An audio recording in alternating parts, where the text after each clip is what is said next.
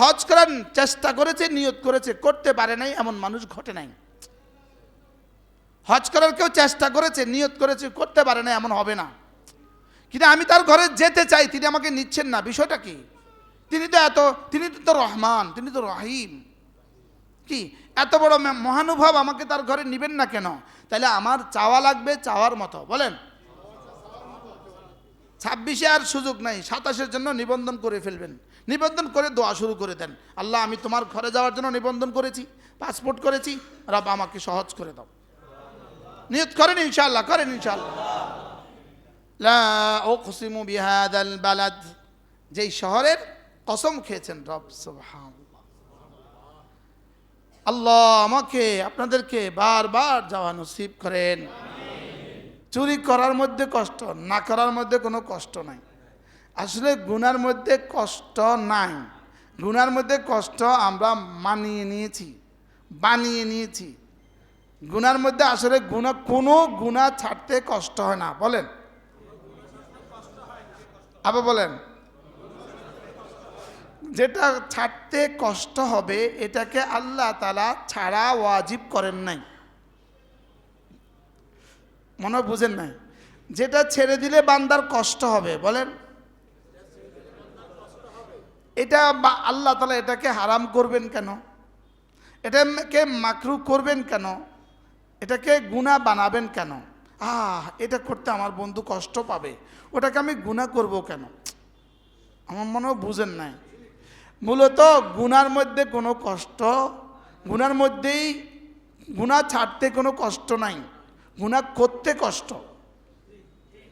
কি বলছি বলেন তো? গুনাহ ছাড়ার মধ্যে কোনোই কষ্ট নাই। যেমন আমরা দাড়ি রাখছি, জীবনে দাড়ি রাখার জন্য 1 টাকাও খরচ হয় নাই।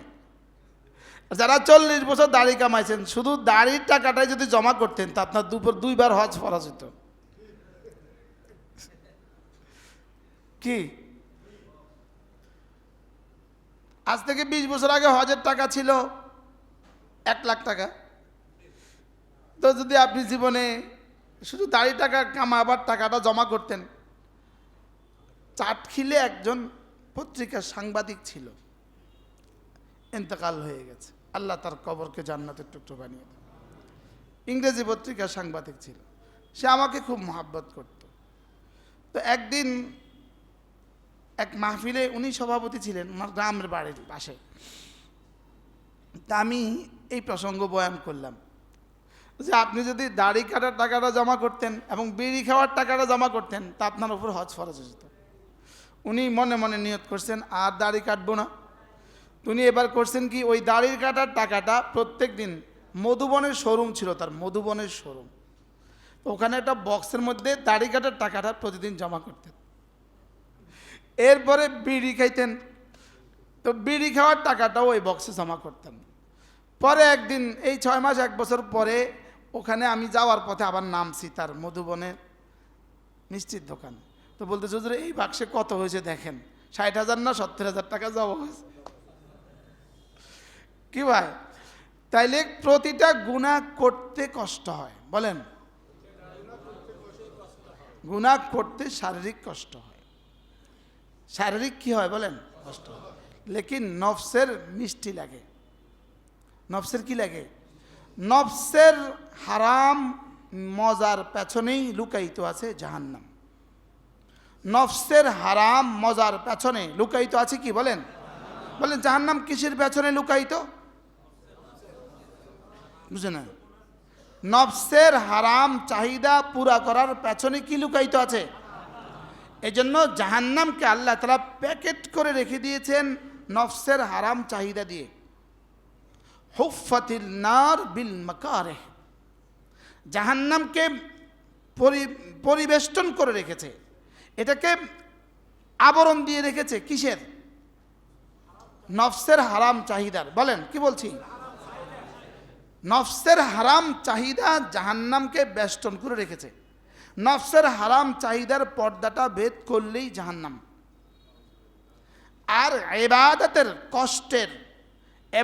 কষ্টের পর্দা দিয়ে হুফফাতিন নার হুফফাতিল জান্নাহ বিল মাকারিহ, হুফাতিন নার বিশাহাওয়াত, জাহান্নামকে ঢেকে দেওয়া হয়েছে শাহওয়াত দিয়ে, আর জান্নাতকে ঢেকে দেওয়া হয়েছে ইবাদতের কষ্ট দিয়ে।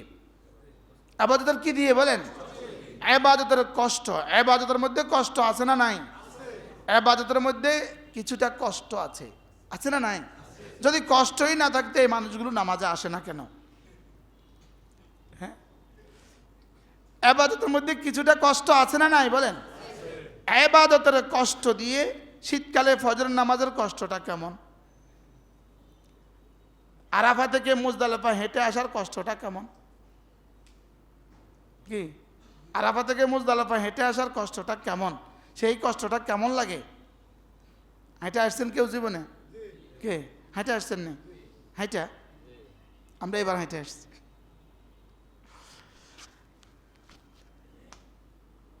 হুফাতিল জান্নাহ বিল মাকারিহ, কষ্টের পেছনে জান্নাত, আর শাহওয়াতের মিষ্টির পেছনে জাহান্নাম।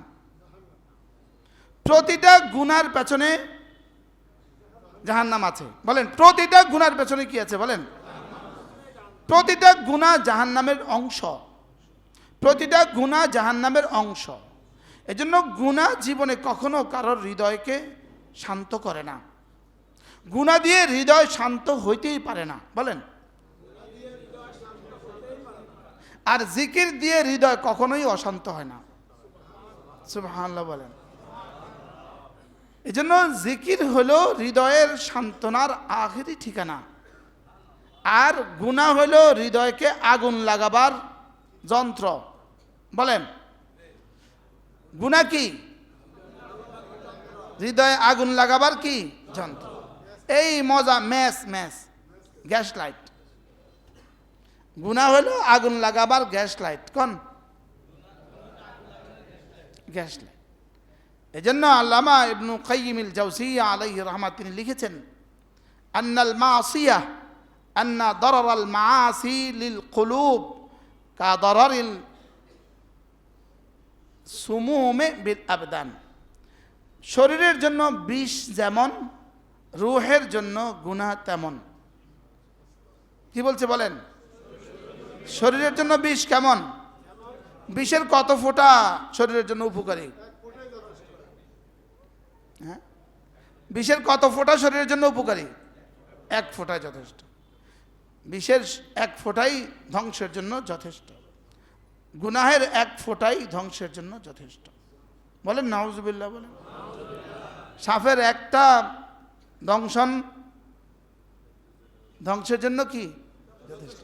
আগুনের একটা ফোঁটা, একটা স্ফুলিঙ্গ পুরো শহর জ্বালিয়ে ফেলার জন্য যথেষ্ট। ম্যাচের একটা কাঠি পুরো নিউ ইয়র্ককে ধ্বংসের জন্য যথেষ্ট। আল্লাহ আমাদের সবাইকে হেফাজত করেন। কি বলছি? বিষের এক ফোঁটা যেমন ধ্বংসের জন্য যথেষ্ট, আগুনের একটা স্ফুলিঙ্গ ধ্বংসের জন্য যেমন যথেষ্ট, ঠিক তেমনিভাবে এক জাররা গুনাহ পুরা বনি আদমের ধ্বংসের জন্য যথেষ্ট। বলেন নাউজুবিল্লাহ বলেন। এই জন্য ইমাম আহমদ ইবনে হাম্বল রাহমাহুল্লাহ তিনি বলতেন, লা তাস্তাসগির সিগারাত যুনুব, ছোট ছোট গুনাহকেও ছোট মনে করো না। ফাইন্নাল জিবালা মিন সিগারিল হিসা, কারণ বড় বড় পাথরগুলো, পাহাড়গুলো ছোট ছোট পাথরের নুড়ি দিয়েই হয়। ছোট্ট ছোট্ট পাথরের কণা দিয়ে কি হয়? বড় বড় পাহাড় হয়। একটা একটা ফোঁটা দিয়েই সাগর আর মহাসাগর হয়। এক এক ফোঁটা পানি দিয়েই কিন্তু কি সাগর আর মহাসাগর কি দিয়ে হয়েছে বলে? কতগুলো ফোঁটার সমন্বয়ে সাগর আর মহাসাগর, তো কতগুলো বালির সমন্বয়ে এই বালির পাহাড়, কতগুলো ধুলির সমন্বয়ে বালির পাহাড়। ঠিক তেমনিভাবে গুনাহ, ছোট্ট ছোট্ট গুনাহগুলোই আমাদেরকে গুনার পাহাড় বানিয়ে দিয়েছে।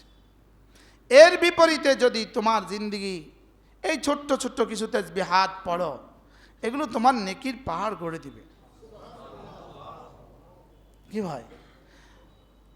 লা উকসিমু বিহাদাল বালাদ, আল্লাহ তাআলা বলেন আমি এই শহরের কসম খেয়ে বলছি, আমি মক্কা নগরীর কসম খেয়ে বলছি, লা ইয়াহলিফুল মাখলুক ইল্লা বিল্লাহ, মানুষ আল্লাহ ছাড়া আর কারো নামে কসম খেতে পারবে না।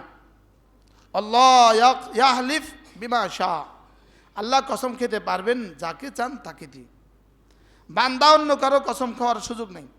বান্দা কোনো মানুষের নামে, বান্দা কোনো পীরের নামে, বান্দা কোনো মাখলুকের নামে কসম খেতে পারবে না। আমি আকাশের কসম খেয়ে বলছি তোমাকে ভালোবাসি। ভুয়া ভুয়া বলেন, কি বলছি বলেন? ধোঁকা। পৃথিবীর যত হারাম ভালোবাসা আছে সব ধোঁকা। বলেন, হালাল ভালোবাসা বলতে হয় না, আর হারাম ভালোবাসা বলতে হয়। আর যেই ভালোবাসা বলতে হয় এটা ভালোবাসা নয়। বলেন, কি বলছি? যেই ভালোবাসা বলতে হয় এটা কি নয়, এটা ভালোবাসা নয়। আমি তোমাকে ভালোবাসি, ভুয়া, সব ধোঁকা। বলেন কি? এই মোবাইলে যতজন বলে ভালোবাসি, ধোঁকা ধোঁকা। বলে জোয়ানরা বলো বলো, বলে এতক্ষণ লাগে কাকুতে। যে বলে সেও জানে, যে শুনে সেও জানে। যে ভালোবাসা বলতে হয় এটা ধোঁকা। বলেন, যে ভালোবাসা কি, এটা কি? ভালোবাসা মুখের জিনিসই নয়। তাইলে কি লেগে কইলাম এটা আবার? ভালোবাসা এলো কি লেগা?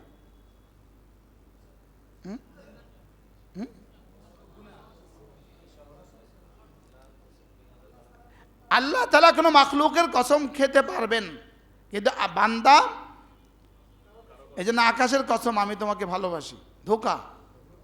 বলেন বলেন বলেন। হারাম ভালোবাসা যত মিষ্টি হোক, যত মজা হোক, যত মজা বাড়বে বুঝবেন যে আপনি তত ধোঁকা খাইতেছেন। আপনি তত কি, তত ধোঁকা খাচ্ছেন। এই জন্য হারাম ভালোবাসার পেছনে কি লুকায়িত আছে? জাহান্নাম লুকায়িত আছে। দুনিয়াতে জাহান্নামের কষ্ট লুকায়িত আছে, আখিরাতে তো জাহান্নাম আছে। লাকাদ খালাকনাল ইনসানা ফি কাবাদ লা উকসিমু বিহাদাল বালাদ, আমি এই শহরের কসম খেয়ে বলছি, আমি এই মক্কা নগরীর কসম খেয়ে বলছি। তারপরে কি পড়েন? ওয়া আনতা হিল্লুম বিহাদাল বালাদ, তাহলে মক্কা নগরী দামি, এই জন্য রব মক্কা নগরীর কসম খেয়েছেন। মক্কা নগরী কি দামি, এই জন্য কি? পৃথিবীর সবচেয়ে দামি শহরের নাম কি? আপনি ওই শহরে গেলেন না, আপনি দুনিয়াতে কিছুই গেলেন না। আপনি ওই শহরের কালো গিলাপ দেখেন নাই, আপনি দুনিয়াতে কিছুই দেখেন না। কি বলছি? বাকি যাদের মাল না থাকার কারণে যেতে পারেননি, আপনার আফসোসের কারণে রব হয়তো আপনার হৃদয়ে বাইতুল্লাহর কারণে আপনাকে রব অনেক দিয়ে দিবে। যারা মাল থেকেও যেতে পারেননি, আপনারা এই আফসোস রাখবেন কোথায়? এই আফসোস কোথায় রাখবেন? আমাদের মাওলানা আনিস অনেক সুন্দর বলে যে দু চোখ বাইতুল্লাহর কালো গিলাফ দেখেনি, সে দেখলো কি? সে কি? বলেন বলেন। আল্লাহ আমাদের সবাইকে যাওয়ার তৌফিক দান করেন। সব পাক্কা নিয়ত করেন, সবাই নিয়ত করেন। আপনি হজ করছেন, নিয়ত করেন না কেন? যারা হজ করেছেন তারা উমরা যাবেন, যারা হজ করেননি তারা আগে হজ করবেন। বলেন ইনশাআল্লাহ, বলেন। আগে উমরা করার ধোঁকা খাবেন না, আগে উমরা করার কি খাবেন না? যারা হজ ফরজ হয়ে আগে উমরা করার চেষ্টা করছেন এরা ধোঁকায় আছেন, ধোঁকা। এদেরকে নফস কি বলে? হজ যাইস না, হজ পরে যাইস, এখন উমরা করে ফেল। এটা নফসের হালকা ধোঁকা, নুরানি ধোঁকা। মনে বুঝেন না? এটা নফসের কি ধোঁকা? বলেন। যারা হজ ফরজ হয়ে হজ করেন না, উমরা করেন, এদের হলো নফসের নুরানি ধোঁকা। হ্যাঁ কেন না, কি বলছি বলেন? হজ ফরজ, কিন্তু উনি কি করেন না, উনি কি করছেন? এটা উনি কি করছেন? নফসের নুরানি ধোঁকা। নফস তাকে একটা নুরানি ধোঁকা দিতেছে।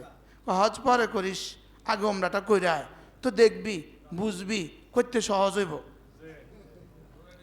এটা হলো নুরানি ধোঁকা, মানে নেক্সট সুরতে ধোঁকা। বলেন, নেক্সট সুরতে কি?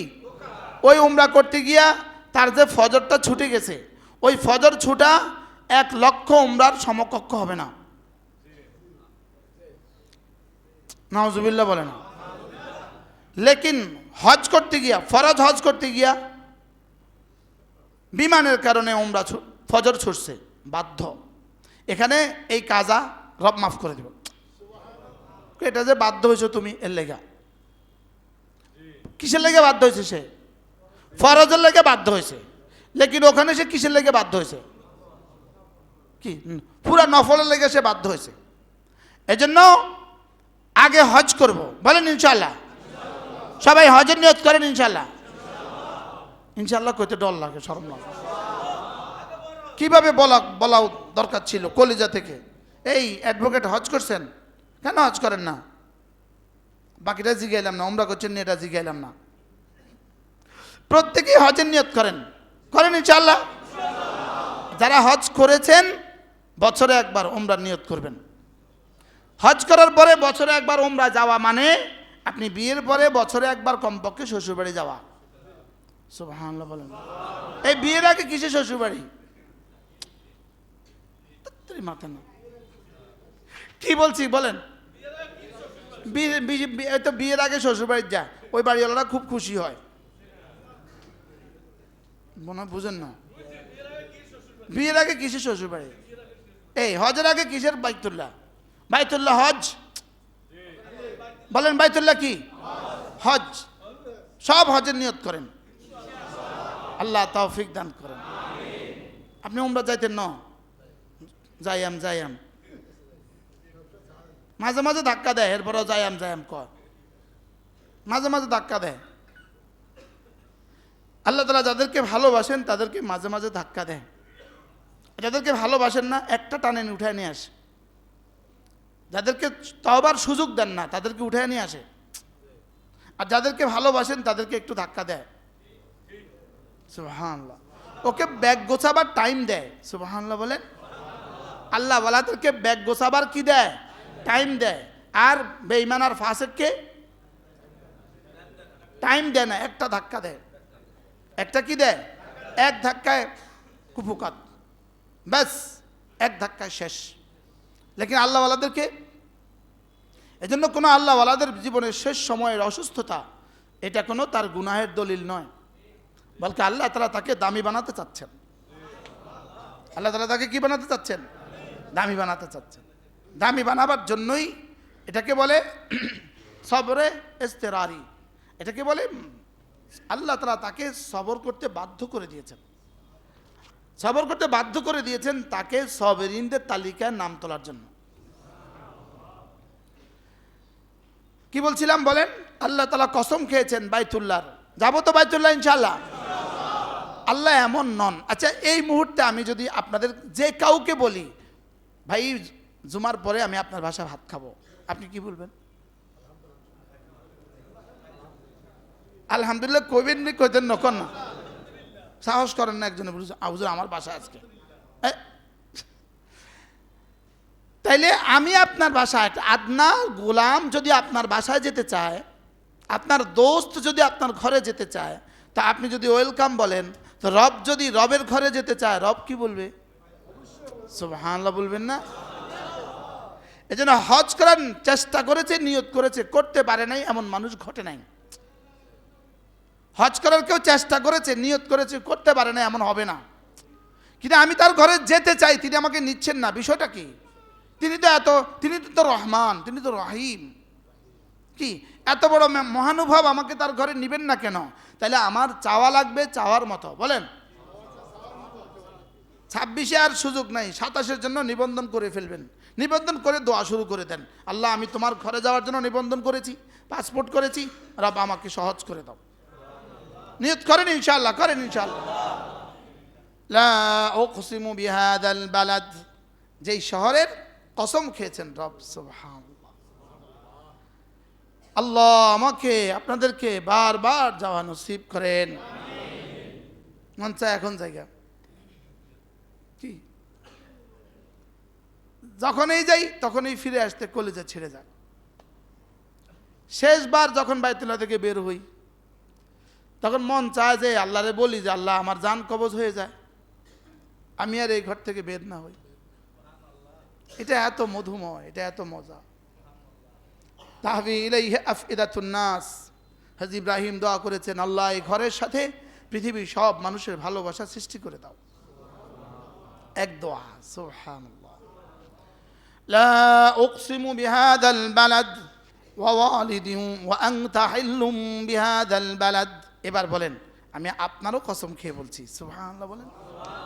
আশ্চর্য কথা, মাকানের দাম বাড়ে মাকিনের দ্বারা, জায়গার দাম বাড়ে ওই জায়গায় অবস্থানকারীর দ্বারা। সুবহানাল্লাহ।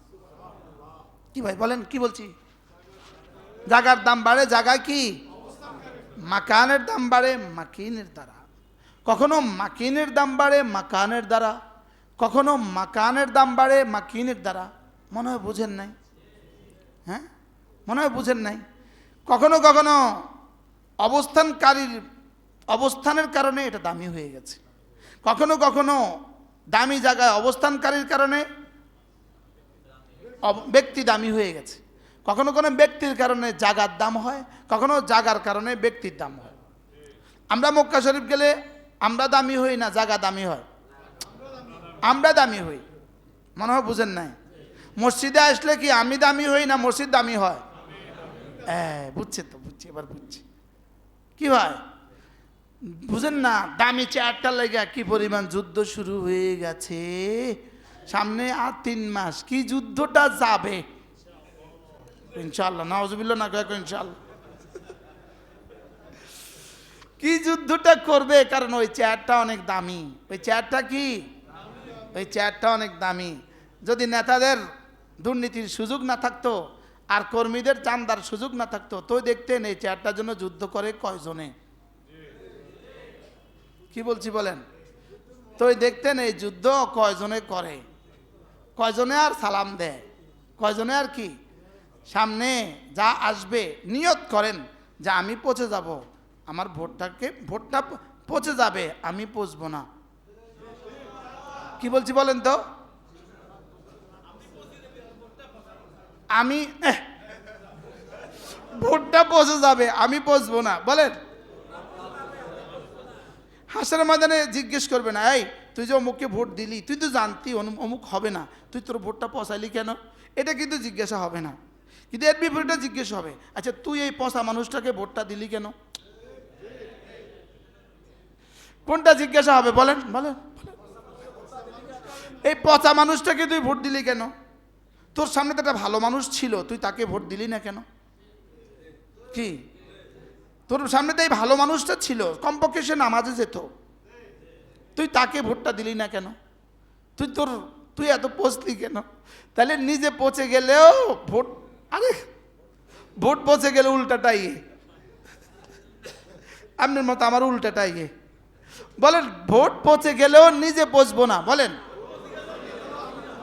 হ্যাঁ, আপনি অনেক দামি, আপনার একটা সিদ্ধান্ত অনেক দামি, আপনার একটা ভোট অনেক দামি। নিউ ইয়র্কের প্রথম মেয়র এক মুসলিম হয়ে গেল। 18 সালে সে নিউ ইয়র্কের কি হয় পাসপোর্ট পায়, 18 সালে। এই 18 থেকে 25, 7 বছরের ব্যবধানে ট্রাম্পের সাথে টাক্কা লাগাইছে। এটাতে একটা জিনিস বোঝা যায়, একটা কথা কমপক্ষে নিশ্চিত হওয়া যায় যে ওই দেশের হুকুমত, ওদের প্রেসিডেন্ট যেটা চায়, জনগণ যদি তার বিপরীতটা চায় সেটাই ফলে। এটা কথাটা বোঝা গেছে। আর আমাদের প্রেসিডেন্ট যদি একজন হয়ে যায়, তো সুইপার থেকে সচিব পর্যন্ত সব তার দলের হইতে হয়। কি আর কেউ আর ভিন্ন কেউ কোনো কিছু চিন্তা করার সুযোগ কি? কিন্তু ওখানে গণতন্ত্র কেমন ছিল, কেমন হয়েছে? সে 3 দিন আগেও বলছে না ওকে দেয়া যাবে না, লেকিন জনগণ কয় আপনি যাকে বলছেন তাকে দিলাম না আমরা। কি আর আমাদের গণতন্ত্র কেমন বলেন? একজন মেম্বার হয়ে গেছে তো সব মসজিদের সভাপতি সে হয়ে গেছে। বলেন না বাস্তব না বাস্তব? সব স্কুলের সভাপতি সে হয়ে গেছে, অথবা তার মনোনীত প্রার্থী। শুধু তিনি যাকে বলবেন তিনি। তাইলে আল্লাহ তাআলা কসম খেয়ে বলেন, ওয়া আনতা, আমি তোমার কসম খেয়ে বলি। কার কসম খাচ্ছেন? রাসূলের।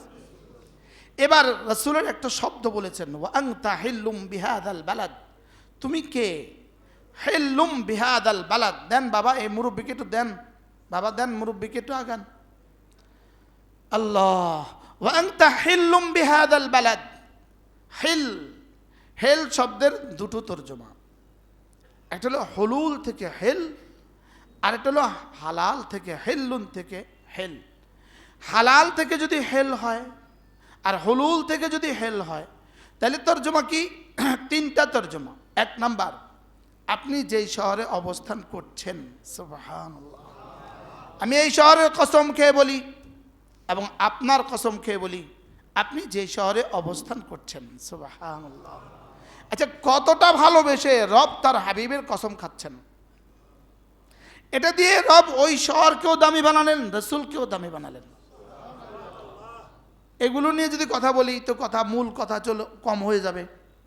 3 নাম্বার কসম, ওয়ালিদিন, ওয়ালিদিন, আমি বাবার কসম খেয়ে বলি। ওয়ালিদ মানে বাবা, ওয়ালাদ মানে সন্তান। ওয়ালিদিন ওয়ামা ওয়ালাদ, ও হেল্লের কথাটা বললাম না কেন, থাক। ওয়ালিদিন ওয়ামা ওয়ালাদ, আমি পিতার কসম খেয়ে বলি, আমি সন্তানের কসম খেয়ে বলি। পিতা মানে আদম আলাইহিস সালাম, আর সন্তান মানে পুরো বনি আদম, সুবহানাল্লাহ। তাহলে রব কিন্তু আপনারও কসম খেয়েছেন, সুবহানাল্লাহ, আমার কসম খেয়েছেন। ওয়ালিদিন ওয়ামা ওয়ালাদ।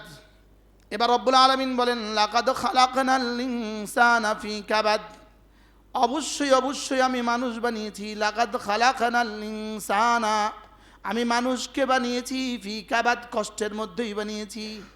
আমি মানুষকে কিসের মধ্যে বানিয়েছি? কষ্টের মধ্যেই বানিয়েছি। সে কষ্ট করবে, এটা স্বাভাবিক। সারা দুনিয়ার সমস্ত জানোয়ার কষ্ট করে, লেকিন এই কষ্ট আর মানুষের কষ্টের মধ্যে ভিন্নতা আছে, আছে না নাই?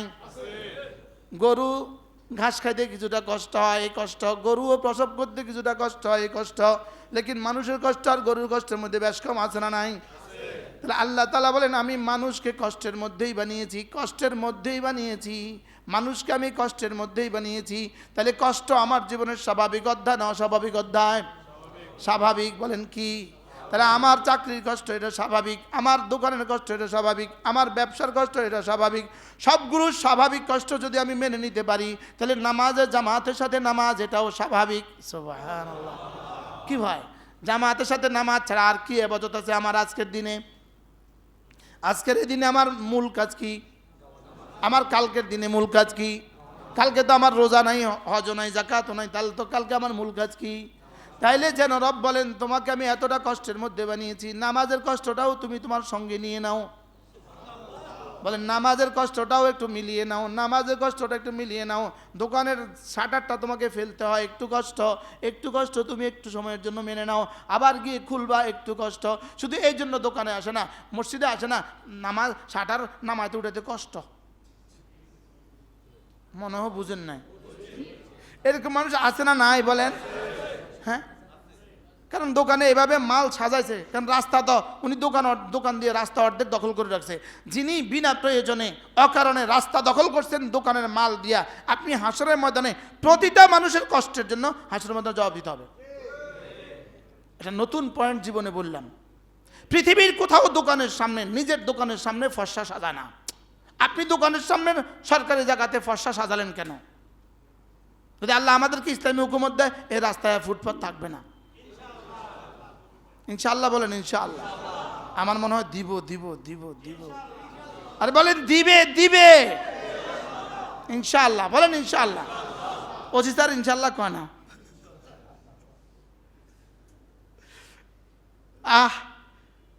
কালকে আমি কোন প্রসঙ্গ যাব, শুধু যুবকদের সামনে বয়ান করেছি কালকে দুপুরবেলা, যেখানে 20 থেকে 30-এর বাইরে কোনো মানুষ ছিল না।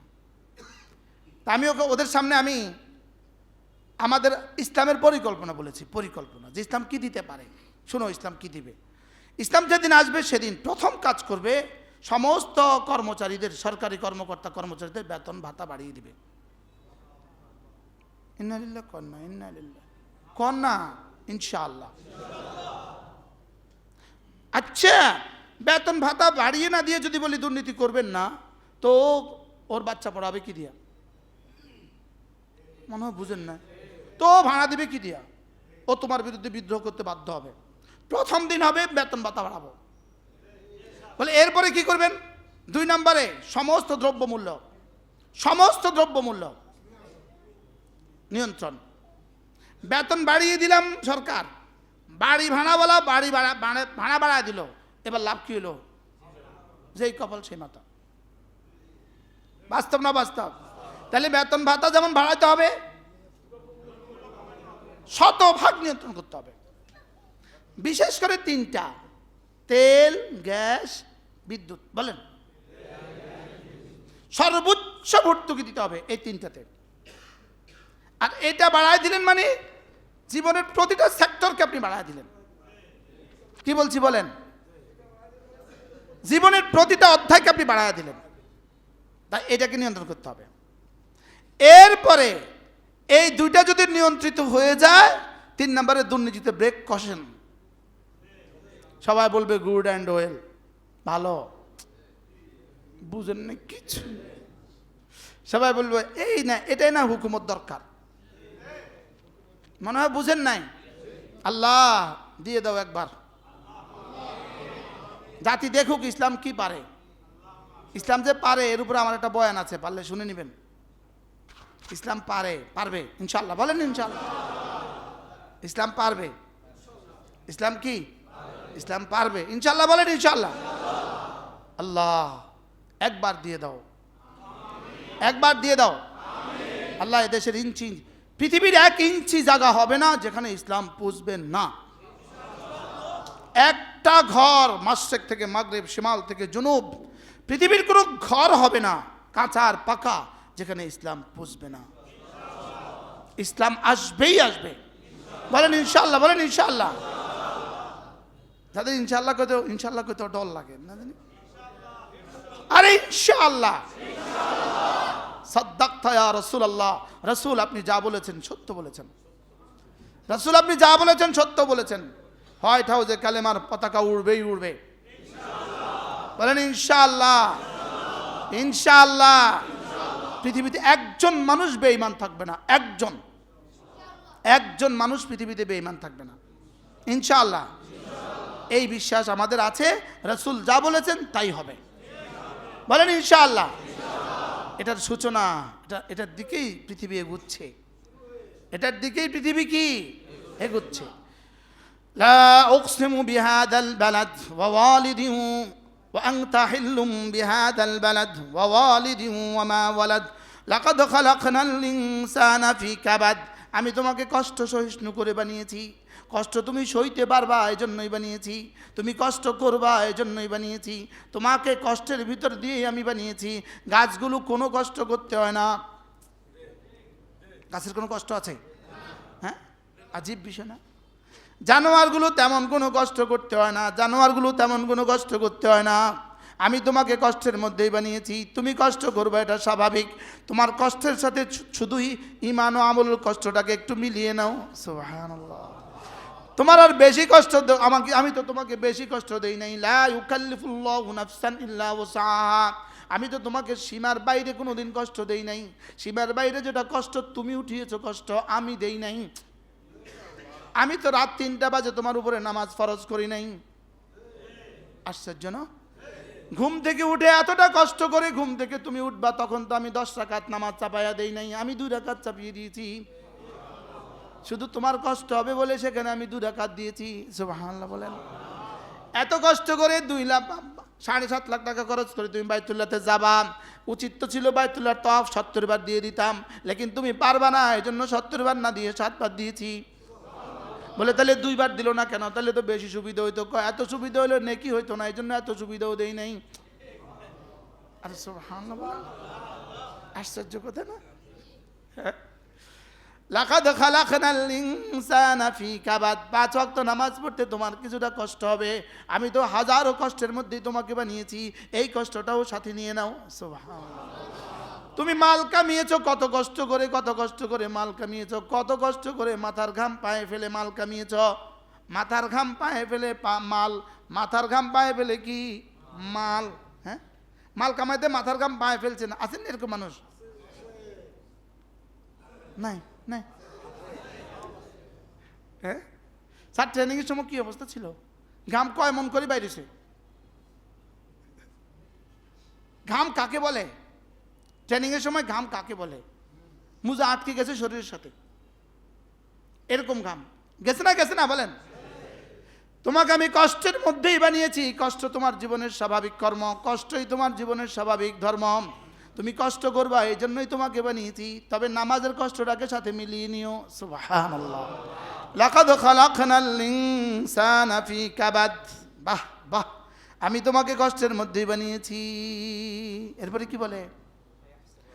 এবার রব্বুল আলামিন দুটো সিদ্ধান্ত শুনিয়েছেন, দুটো কথা শুনিয়েছেন। মানুষ, তুমি যে নাফরমানি করছো, তুমি কি ভাবছ তোমার উপরে ক্ষমতাধর পৃথিবীতে আর কেউ নেই? তুমি কি ভাবছ তোমার উপরে লাগাম ধরনেওয়ালা, লাগাম টেনে ধরনেওয়ালা পৃথিবীর আর কেউ নেই? তুমি কি ভাবছ তোমার হাতের শক্তি চিরদিন থাকবে? তুমি কি ভাবছ তোমার হাড়ের শক্তি চিরদিন থাকবে? তুমি কি ভাবছ তোমার পায়ের শক্তি চিরদিন থাকবে? তুমি কি ভাবছ তোমার উপরে ক্ষমতা ধরার কেউ নাই? তোমাকে কুপুকাত করার মতো আর কেউ নাই? আয়াহসাবু আল্লা ইয়াকদিরা আলাইহি আহাদ। তুমি কি ভেবেছ তোমার উপরে ক্ষমতা ধরার কেউ নাই? আল্লাহ। কি গত 16 বছরে কি তারা জীবনে একবার কল্পনা করছিল আমরা পালাই না, আমরা পালাই না? তিনি সবার আগে পালিয়েছেন। কি বলছে না বলছে না বলেন? তিনি সবার আগে পালিয়েছেন যিনি, তিনি আমরা পালাই না। আমরা এখনো চোখ ঘুরান খা।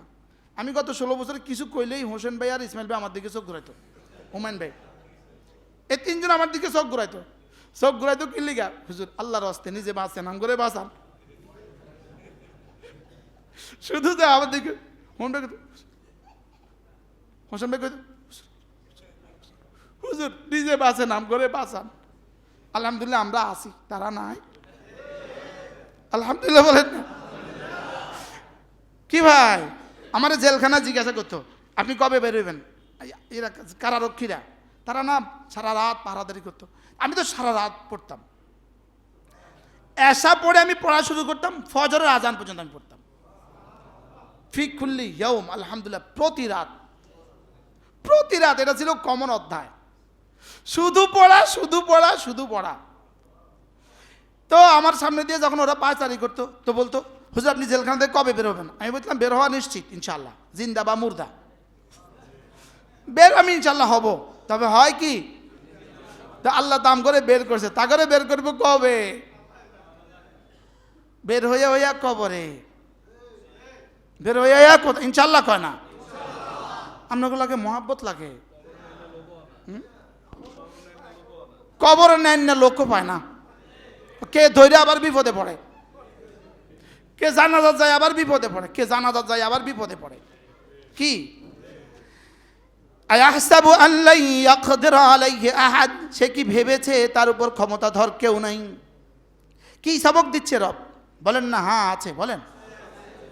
প্রত্যেকটা বেনামাজিকে রবে সবক দিচ্ছেন, প্রত্যেকটা বেরোজগারিকে রবে সবক দিচ্ছেন, প্রত্যেকটা হারাম খোরকে রবে সবক দিচ্ছেন, প্রত্যেকটা হারাম খোরকে রবে সবক দিচ্ছেন, প্রত্যেকটা দুর্নীতিবাজকে রবে সবক দিচ্ছেন, আমাকে সবক দিচ্ছেন, আপনাকে সবক দিচ্ছেন। কি ভেবেছিস? আয়াহসাবু, কি ভেবেছিস? আল্লা ইয়াকদিরা আলাইহি আহাদ, তোর উপরে কি কেউ ক্ষমতাধর নেই? বলেন না আছে? আমার উপরে ক্ষমতাধর আছে না নাই? আছে আছে আছে, বলেন আছে আছে আছে। তোর কিডনি আমার আঙ্গুলের মাথায়, তোর হার্ট আমার আঙ্গুলের মাথায়, তোর গলা আমার আঙ্গুলের মাথায়, তোর ব্রেন আমার আঙ্গুলের মাথায়। না না আঙ্গুলের মাথা না, আমার ইশারায়। না না আমার ইশারাও না, আমার এরাদায়। ইশারায় না এরাদায়? ইশারা তো আঙ্গুল লাগে, ইশারা তো আঙ্গুল লাগে না, ইশারায়ও না, এরাদা। তোমার সুস্থতা আমার এরাদা, সুবহানাল্লাহ। তোমার রিজিক আমার এরাদা, তোমার জীবন আমার এরাদা, তোমার পথ চলা আমার এরাদা। তোমার সক্রিয়তা বলতে কিছু দেই নাই আমি তোমাকে। তুমি ভেবেছো তুমি সব পারো, তুমি এই জন্য আমার নামটা নিতে শরম লাগে। জুলাই সনদে তুমি আমার নামটা নিতে পারো নি। আপনাদের পুরো লক্ষ্মীপুর জেলা থেকে একজন জুলাই সনদে যাওয়ার দুর্ভাগ্য হয়েছে, সেই দুর্ভাগ্য হলাম আমি। মনে হয় বুঝেন নাই। সেখানে আমি বলছিলাম এই সনদ দিয়ে কি হবে, এই সনদ আর কি হবে, যেই সনদে বিসমিল্লাহির রহমানির রহিম লেখার মতো সৌভাগ্য যাদের হয় নাই, যেই সনদে ইসলাম শব্দ একবার উচ্চারিত হয় নাই, যে সনদে আল্লাহ শব্দ একবার উচ্চারিত হয় নাই, যেই সনদে মহান স্রষ্টা মহান মহান দয়া রবের অনুগ্রহ এক শব্দ উচ্চারিত হয় নাই, যে শব্দে মুসলিম উম্মার কথা একবার আসে নাই, সেই সনদ এ জাতির জন্য কি দিবে এটা বুঝাই যায়। কুল্লু আমরিন যিবালিন লাম ইউবদা বিবিসমিল্লাহি ফাহুয়া আকতা। রব্বে করিম বলেন, রাসূল বলেন, প্রত্যেক যে কাজ যেটা বিসমিল্লাহ ছাড়া শুরু হবে সেটা আকতা, সেটা লেজ কাটা, সেটা কখনোই বরকতপূর্ণ হবে না।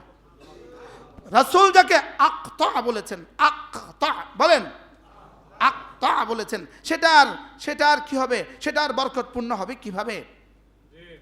ওনাদের লিখতে শরম লেগেছে, বিসমিল্লাহির রহমানির রহিম লিখি কিভাবে? হ্যাঁ, এটা কিভাবে লিখি, এটা কিভাবে লিখি, এটা কিভাবে বলি? শরম, বুঝেন না? এটা কি? এটা শরম। এটা লিখি কিভাবে? কি আল্লাহ তাআলার আল্লাহ শব্দ বলা শরম, বিসমিল্লাহ বলা শরম, আলহামদুলিল্লাহ বলা শরম, আসসালাতু ওয়াসসালামু আলা রাসূলিল্লাহ বলা শরম। শরম লাগে। গোটা আরব হুকুমত, পুরা আরব দেশ, পুরা মধ্যপ্রাচ্যের একটা হুকুমত আপনি পাবেন না যে তার জীবনের কোনো বক্তব্য বিসমিল্লাহির রহমানির রহিম আলহামদুলিল্লাহি রাব্বিল আলামিন আসসালাতু ওয়াসসালামু আলা রাসূলিল্লাহ বলে শুরু করেন না। একটা বক্তব্য আপনি পাবেন না। ওরা মরে গেছে দুনিয়া থেকে, আর তোমরা বিসমিল্লাহ ছেড়ে দিয়ে তোমরা কামিয়াব হয়ে গেছো। বুঝেন না কিছুই। বিসমিল্লাহ ছেড়ে দিয়ে তোমরা সফল হয়ে গেছো। বিসমিল্লাহ ছেড়ে দিলেই সভ্যতা, বিসমিল্লাহ ছেড়ে দিলেই সভ্যতা। পৃথিবীর সমস্ত খ্রিস্টান রাষ্ট্র তাদের কোরআন, তাদের বাইবেলের উপরে হাত দিয়ে কি করতে পারে? শপথ নিতে পারে। তোমরা পারো না, তোমরা পারো না। তারা তাদেরটা বলতে পারে, তোমরা পারো না। হিন্দুরা হিন্দুদেরটা বলতে পারে, তোমরা পারো না। খ্রিস্টানরা খ্রিস্টানদেরটা বলতে পারে, তোমরা পারো না। ইহুদিরা ইহুদিদেরটা বলতে পারে, তোমরা পারো না। তারা মেকিয়ার ধোঁকা বলতে পারে, তোমরা চিরসত্যটা বলতে পারো না। লজ্জা লাগে, লজ্জা লাগে, লজ্জা শরম লাগে। বিসমিল্লাহ বলতে পারে না, শরম লাগে। যারা বিসমিল্লাহই বলতে পারে না, এদের দ্বারা জাতি কি পাবে? এদের যারা চুরি আর ডাকাতি আর দুর্নীতি ছাড়া জাতি আর কিছু পাবে না। চুরি আর ডাকাতি আর দুর্নীতি ছাড়া জাতি আর কিছু পাবে না। কেন এত এত দামি কাজে, এত রক্তের বিনিময়ে, এত রক্তের বিনিময়ে যেই স্বাধীনতা, সেটার সনদ লিখতে বিসমিল্লাহ লিখতে ভুলে গেলেন কেন? সেটার সনদ লিখতে বিসমিল্লাহ লিখতে ভুলে গেলেন কেন? এটা হাতে পাওয়ার সঙ্গে সঙ্গে হৃদয়ে একটা তুফান শুরু হয়েছে। আল্লাহ, আমি যদি আমার 1 মিনিটের জন্য এই মঞ্চে দেয়, আমি এই শব্দ বলবো, যাও আর তাই হবে। লেকিন চিন্তা চেতনা করে আর কেউ বক্তৃতাই দেয় নাই, ওখানে কাউকেই ফ্লোর দেয় নাই। নিজেই বলেছেন, একাই বলেছেন। কি ভাই, বিসমিল্লাহ বলতে অসুবিধাটা কি ছিল? কে নিষেধ করেছে তোমাকে বিসমিল্লাহ বলতে? তোমার রাসূল তো বলেছেন, সর্বকালের সর্বশ্রেষ্ঠ মহামানব তো বলেছেন, সর্বকালের সর্বশ্রেষ্ঠ রাষ্ট্রনায়ক তো বলেছেন, সর্বকালের সর্বশ্রেষ্ঠ সেনাপতি তো বলেছেন। বলেন মুহাম্মদুর রাসূলুল্লাহ সর্বকালের সর্বশ্রেষ্ঠ রাষ্ট্রনায়ক, মুহাম্মদুর রাসূলুল্লাহ সর্বকালের সর্বশ্রেষ্ঠ সেনাপতি, মুহাম্মদুর রাসূলুল্লাহ সর্বকালের সর্বশ্রেষ্ঠ শান্তির প্রবক্তা, মুহাম্মদুর রাসূলুল্লাহ সর্বকালের সর্বশ্রেষ্ঠ শান্তির ধারক আর বাহক। তার কথা, যিনি জীবনের নিজের থেকে কিছু বলেননি, তার কথা। কুল্লু আমরিন যিবালিন লাম ইউবদা বিবিসমিল্লাহ ফাহুয়া আবতার আফি রাওয়ায়াতিন ফাহুয়া আকতা। সেটা ধুলায় দূষরিত, সেটা লেজ কাটা, সেটা বরকতহীন। বিসমিল্লাহ বলতে অসুবিধা কোথায় ছিল? বিসমিল্লাহ বললে 16 কোটি 18 কোটি মানুষের কে আপনাকে কে আপনাকে কি দিত? নিরুৎসাহিত করত? কে আপনার বিরুদ্ধে বক্তৃতা দিত? আপনি বিসমিল্লাহ বললেন না কেন? বিসমিল্লাহ দিলেন না কেন? কে বলতো আপনাকে? কে প্রতিবাদ করতো আপনাকে? কেউ তো প্রতিবাদ করতো না। লেকিন আপনি এত কষ্টের অর্জনকে ধ্বংস করে দিলেন। এত কষ্টের অর্জনকে কি করে দিলেন? এত কষ্টের অর্জনকে ধ্বংস করে দিলেন। আগামীতে যারা আসবেন, বিসমিল্লাহর সাথে বেয়াদবি চলবে না। বিসমিল্লাহ বিসমিল্লাহর জায়গায় না বলা, এটা বিসমিল্লাহর সাথে বেয়াদবি। বিসমিল্লাহ বিসমিল্লাহর জায়গায় না বলা, এটা রব্বে কারিমের সাথে বেয়াদবি। রব রহমান, রব রহিম, কেন এই দুই শব্দ বিসমিল্লাহর মধ্যে সংযোজন করলেন? অন্য কিছু পারতেন না? বিসমিল্লাহ ইল খালেক, বিসমিল্লাহ ইল মালিক তো বলতে পারতেন, লেকিন রহমান আর রহিম কেন বলেছেন? শুধু কলিজা দাগ দেওয়ার জন্য। এই শোন, তোর জীবনের সব আমি রহমানের অবদান।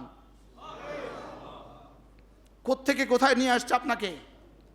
চুবাইয়া দিছে আপনাকে পদ্মা নদীর।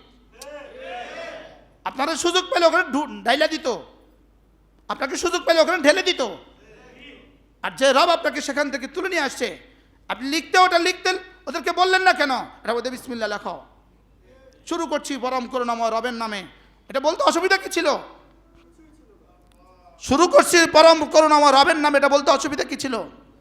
রহমানের নামে শুরু করেছি, অসুবিধা কি ছিল? বাংলায় বলতেন আর না ইংরেজিতেই বলতেন। আয়াহসাবু আল্লা ইয়াকদির আলাইহি আহাদ, ভেবে রেখেছো তোমার উপরে ক্ষমতাধর কেউ নাই? রব কিভাবে চোখে আঙ্গুল দিয়েছেন?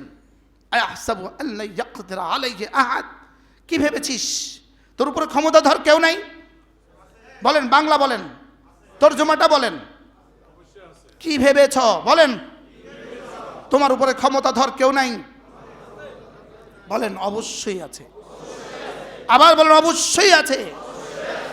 আয়াহসাবু আল্লা ইয়াকদির আলাইহি আহাদ ইয়াকুলু আহলাকতু মালাল লুবাদা, আমার তো অনেক ধনবল আছে, বিসমিল্লাহ বলবো কেন? আমার তো অনেক জনবল আছে, বিসমিল্লাহ বলবো কেন? আমার তো অনেক সমর্থক আছে, বিসমিল্লাহ বলবো কেন?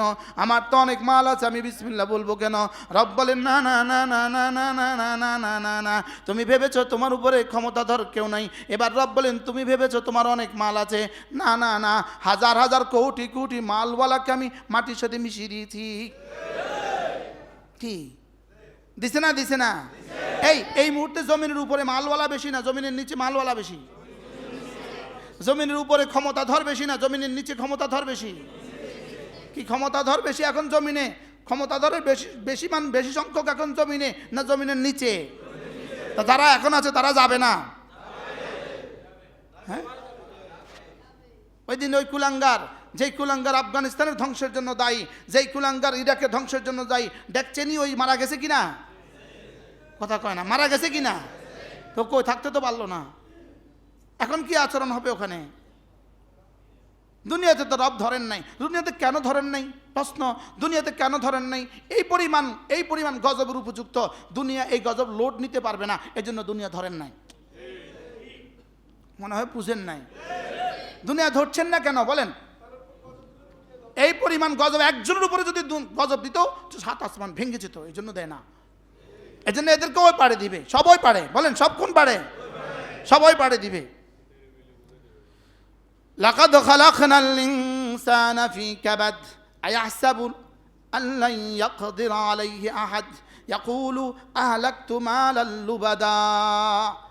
হুবহু এই কথা লেডি ফেরাউন যাওয়ার সময় শেষ মুহূর্তে বলেছিল, তোমরা কথা শুনছো না কেন? তোমাদেরকে অনেক মাল দিয়েছি। কি বলছে আর্মিকে? তোমাদের জন্য কি না করেছি আমি? সব সেনা অফিসারদের জন্য আমি ফ্ল্যাট দিছি, সব কিছু করে দিছি। বিষয়টা কি? এত মাল খরচ করেছি, কথা শুনছো না কেন? হুবহু রব যা বলছে তা। সুবহানাল্লাহ বলে, আহলাকতু মালাল লুবাদা, আমি অনেক মাল খরচ করেছি, রাষ্ট্র উজাড় করে তোমাদেরকে দিয়ে দিয়েছি। হাও কোনা না কোনা, মরা কবরের উপরে ওয়াজ করতেছি। আমি কি কবরস্থানে ওয়াজ করতেছি না মানুষের মধ্যে? কবরস্থানে ওয়াজ করলে না আওয়াজ নাই। আহলাকতু মালাল লুবাদা, আমি অনেক মাল খরচ করে ফেলেছি, অনেক মাল খরচ করেছি। তোমাদেরকে অনেক করেছি, অনেক দিয়েছি। আজকের এই নিরাপত্তা দেওয়ার জন্যই তো দিয়েছি। অস্ত্র গুটালে কেন? অনেক মাল দিয়েছি। হ্যাঁ, আমাদের সেনাবাহিনী সেদিন যদি অস্ত্র নিচের দিকে দাগ না করতো, আজকের এই স্বাধীনতা হতো না। এই জন্য শুধু শুধু সেনাবাহিনীকে নিয়ে কলঙ্কিত করার মতো বক্তব্য দেওয়া উচিত নয়। মনে হয় বুঝেন নাই? আমাদের আর্মিকে নিয়ে, আর্মি যদি সেদিন তাদের বন্দুকের নলাকে তার নিচু না করতো, একজনও বাঁচত না, একজনও। আমিও না, আপনিও না। ওখানে দাঁড়ায় দাঁড়ায় গুলি করে দিতাম করে।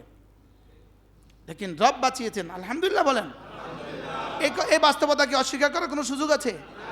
এই জন্য আমাদের সেনাবাহিনীকে নিয়ে শুধু শুধু কি করার দরকার নাই। এক সেনাবাহিনী এক দেশের প্রাণ, আপনি ওদেরকে বিতর্কিত করবেন কেন? শুধু শুধু বক্তৃতা দেয় সেনাবাহিনীর বিরুদ্ধে। বেকুব কারে কয়? বাস্তব না বাস্তব? আমাদের সেনাপ্রধানও বলছে ওরা বুঝে না।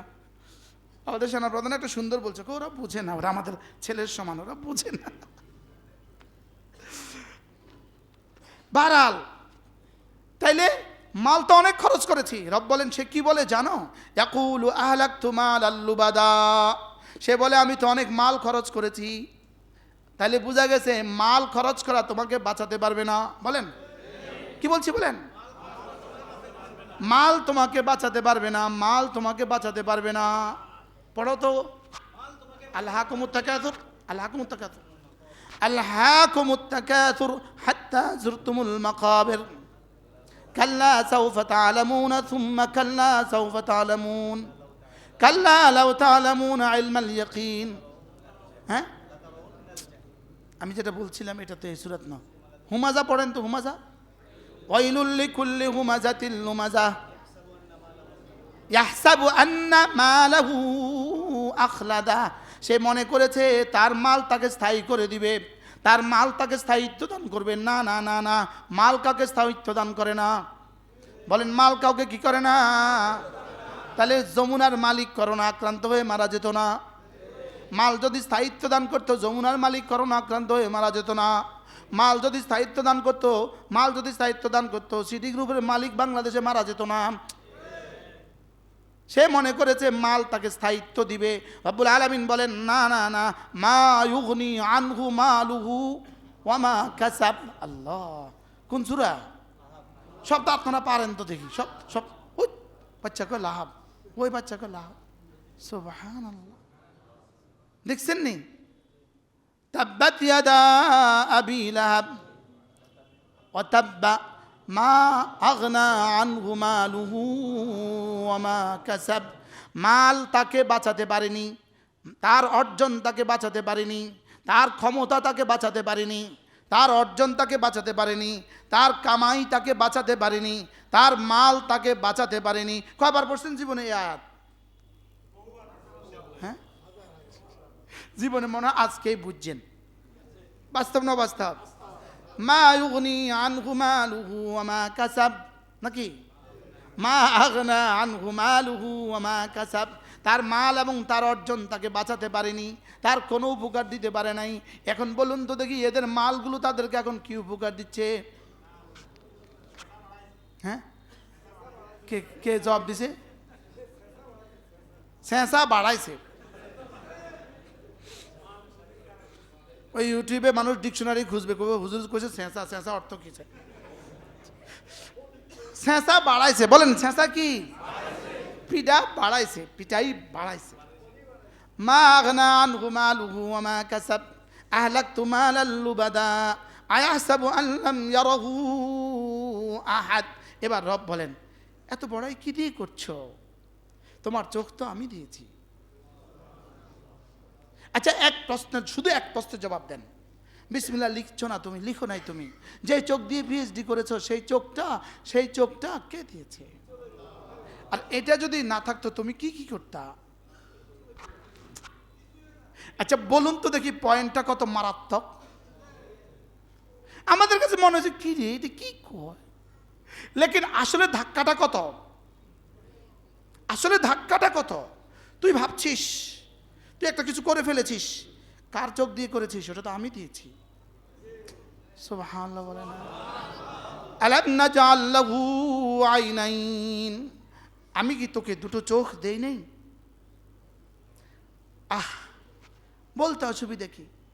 1988 সালে গেঞ্জি হাঁটাতে সৈয়দ আনোয়ার হোসেন তাহেরি আল জাবেরি ওয়াজ করছিল। এই ওয়াজে ইনি এই অংশটা তেলাওয়াত করেছে। কোন সালে? 88 সালে। আব্বা ছিলেন সভাপতি, আমরা শ্রোতাদের তালিকায় খেরে বসা।